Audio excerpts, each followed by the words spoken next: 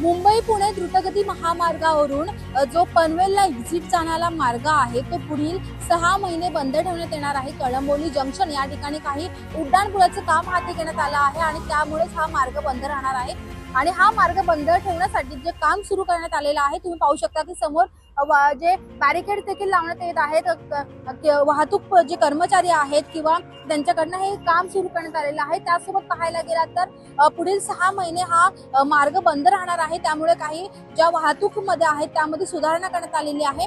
Kalamboli circle येथे नव्याने उड्डाणपूल व भुयारी मार्गाचे काम हाती घेण्यात येणार आहे आणि या कामामुळे कळंबोली सर्कल येथे वाहतूक कोंडी होऊ नये यासाठी पाहायला गेलं तर मुंबई पुणे महामार्गावर जी मुंबई वाहिनीवरील पनवेल एक्झिट आहे हा 11 फेब्रुवारी म्हणजे आजपासून पुढील 6 महिने बंद ठेवण्यात येणार आहे।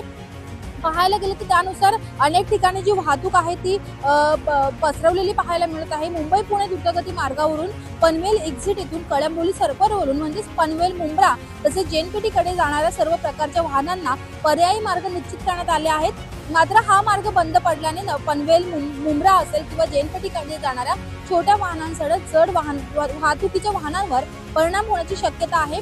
त्यामुळे जे मार्गावर जे वाहतुकीचे नियम आहेत किंवा जे पोस्टर लावलेले आहेत त्याची सर्वच जे वाहन चालक आहेत त्यांनी या संदर्भात माहिती घेऊनच जे मुंबई पुणे मार्ग आहे त्यावरून प्रवास करणं सध्या तरी महत्त्वाचं असणार आहे। रितम मराठीसाठी मी आकांक्षी देशमुख, मुंबई।